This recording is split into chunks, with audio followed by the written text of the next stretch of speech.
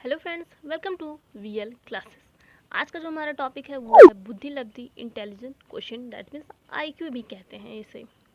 नाम से ही आपको क्लियर हो गया होगा, अगर आप BTC that means DElEd, UP TET, super TET, TET और सुपर टेट की तैयारी कर रहे होंगे तो बुद्धि लब्धि से आप परिचित होंगे भली भांति। तो आपको ये पता होगा कि ये टॉपिक कितना इम्पोर्टेंट है। ये टॉपिक बहुत इम्पोर्टेंट है, तो वीडियो को अंत तक ज़रूर देखिए, ठीक है। इसके प्रीवियस वीडियो में मैंने आपको बताया था बुद्धि और इसके प्रकार, और बुद्धि से संबंधित जो जितने भी सारे सिद्धांत थे, महत्वपूर्ण सिद्धांत थे, वो सारे मैंने आपको बताए थे। तो अगर आपने वीडियो नहीं देखा है सो वीडियो को प्लीज़ वॉच करिए। The link has been given below in the description box. And if you are new on my channel, so please subscribe the VL classes and also press the bell icon to get the new updates. You can also follow me on my Insta, which is given below in the description box.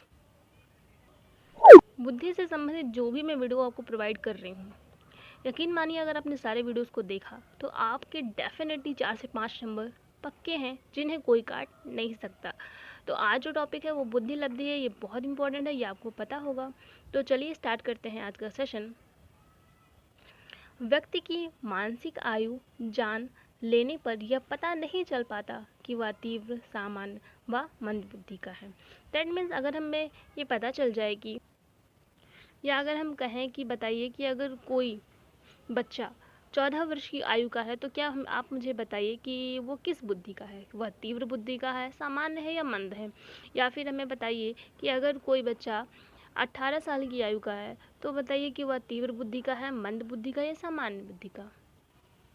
तो इसका answer देना बिल्कुल भी संभव नहीं है, क्योंकि हम किसी भी बालक की आयु जानकर हम यह नहीं बता पाएंगे कि वह तीव्र, सामान्य व मंद बुद्धि का है।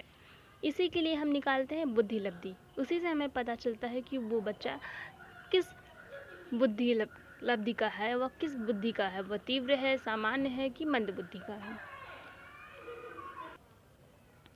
बुद्धि लब्धि मानसिक आयु दैट मीन्स मेंटल एज तथा तैथिक, वास्तविक, जैविक या शारीरिक, मतलब ये सारे नाम एक ही हैं। आयु दैट मीन्स क्रोनोलॉजिकल एज का एक ऐसा अनुपात है जिसमें 100 से गुणा कर प्राप्त किया जाता है, इसलिए इसे अनुपात बुद्धि लब्धि या ratio IQ, ratio intelligence question भी कहा जाता है।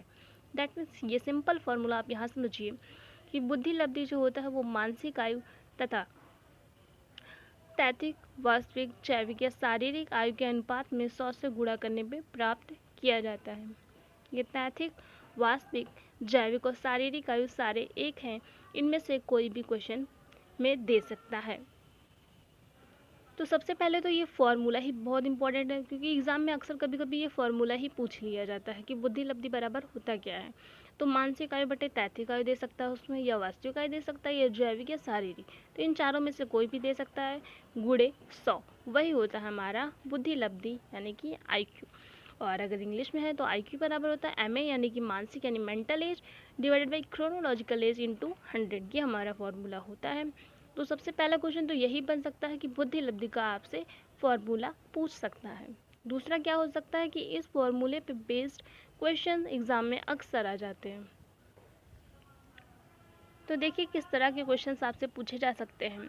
लाइक यदि किसी बालक की मानसिक आयु 15 वर्ष तथा वास्तविक आयु 12 वर्ष, वास्तविक मतलब यहाँ देखिए दिया था मैंने, यानी कि CA 12 वर्ष है तो उसकी बुद्धि लब्धि क्या होगी हमारे, यानी MA यानी मेंटल एज जो है 15 वर्ष दिया गया है, और CA यानी वास्तविक आयु 12 दिया गया। हमें पता है IQ is equal to MA by CA into 100। Direct formula में पुट करेंगे, यानी 15 बटे 12 गुणे 100, सॉल्व करने पे आया 125, यानी उसकी बुद्धि लब्धि कितनी है 125। इस तरह के क्वेश्चन पूछे जाते हैं। या तो पूछ सकता है कि यदि किसी बालक की बुद्धि लब्धि 110 तथा वास्तविक आयु या तैथिक आयु उसकी 14 वर्ष है तो उसकी मानसिक आयु बताइए, यानी IQ कितना है 110, और पूछ क्या रहा है, और तैथिक आयु यानी कि CA है 14, यानी MA यानी मानसिक आयु पूछा है। हमें पता है IQ is equal to MA by CA into 100। IQ की वैल्यू 110, MA हमें निकालना है बटे 14 गुणे 100। तो सॉल्व करने में आया क्या, m इज इक्वल टू 15.4, ये होगा उसकी मानसिक आयु। तो इस तरह से तीन फार्मूले जो हमारे फार्मूले में जो तीन टॉपिक दिए गए हैं, इसमें से किसी भी दो को दे करके एक पूछ सकता है। तो या तो फार्मूला पूछ सकता है या इस फार्मूले से संबंधित क्वेश्चन पूछ सकता है, जो कि बहुत इंपॉर्टेंट टॉपिक है। फिर आता है बुद्धि लब्धि वर्ग और बुद्धि वर्ग, ये भी बहुत ही ज़्यादा इम्पॉर्टेंट है। इससे क्वेश्चन ज़रूर पूछे जाते हैं कि आपको बुद्धि लब्धि यानी उसकी आईक्यू दे दिया गया और पूछा जाता है कि बच्चा किस बुद्धि वर्ग का होगा, बताइए। तो आप देखिए कि अगर उसकी बुद्धि लब्धि 140 से 200 तक है तो वो प्रतिभाशाली यानी कि जीनियस होगा। कि क्या होगा, प्रतिभाशाली। अगर इसे आप ऊपर से नीचे तक पढ़ सकते हैं या नीचे से ऊपर भी आपको पढ़ा जा सकता है। तो मैं आपको नीचे से दिखाती हूँ, ठीक है। कि अगर बच्चे की बुद्धि लब्धि 25 से नीचे है तो वो जड़ या मूढ़ बुद्धि, इडियट होगा, जड़ बुद्धि उसे इडियट बोलेंगे, 25 से नीचे है। अगर 25 से 50 के बीच में है तो वो मूढ़ इम्बैसल होगा। अगर 50 से 70 के बीच में है तो वो मूर्ख होगा, मौन होगा। अगर 70 से 80 के बीच में है तो वो निर्बल, फेबल होगा। अगर 80 से 90 के बीच में है तो वो मंद बुद्धि यानी कि डल होगा। अक्सर ये पूछा जाता है सामान्य बुद्धि उसकी, तो 90 से 110 के बीच में अगर है तो वो बच्चा सामान्य बुद्धि का होगा।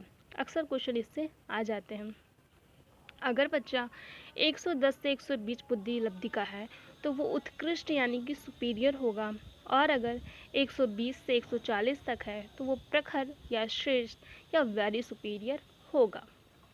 अगर बच्चा 140 से 200 तक बुद्धि लब्धि का है तो वो प्रतिभाशाली या फिर जीनियस होगा। इस तरह ये पूरी बुद्धि लब्धि वर्ग का एक चार्ट है और मैं चाहूँगी कि अगर ये चार्ट आपको रिमेंबर है तो आपके 1 से 2 नंबर पक्के होते हैं। तो ये चार्ट आप प्लीज़ रिमेंबर कर लो क्योंकि ये बहुत इंपॉर्टेंट है और क्वेश्चन इससे डेफिनेटली आते हैं। तो ये चार्ट हमारे लिए बहुत इंपॉर्टेंट है। फिर एक दो टॉपिक हैं कि सबसे पहला बुद्धि परीक्षण डेफिनेटली एग्ज़ाम में आता है, ये बहुत इंपॉर्टेंट है। मैं आपको बता दूं कि सबसे पहला बुद्धि परीक्षण किसने किया था, बिने तथा साइमन ने किया था। लेकिन बुद्धि लब्धि के जो आविष्कारक अगर कहे जाएंगे तो वो है टर्मन। ध्यान रखिएगा, बुद्धि परीक्षण, पहला बुद्धि परीक्षण बिने साइमन ने किया था, लेकिन अगर बुद्धि लब्धि के आविष्कारक के रूप में पूछा जाए या बुद्धि लब्धि किसने दिया तो वो है टर्मन ने दिया। तो आपने पूरा वीडियो देखा जिसमें मैंने आईक्यू और बुद्धि लब्धि उसके वर्क के बारे में बताया। ये सारा टॉपिक बहुत ही ज़्यादा इम्पॉर्टेंट है। अगर आपने पूरा वीडियो 3 से 4 बार देख लिया तो डेफिनेटली आपके माइंड में फिट हो जाएगा और आपके नंबर 2 से 3 नंबर डेफिनेटली आपके पक्के हो जाएंगे। But if you have any kind of query, so please you can comment me in my comment box or you can message me on my Insta. I'll definitely try to resolve your problems. Thank you for watching. Please like, subscribe and share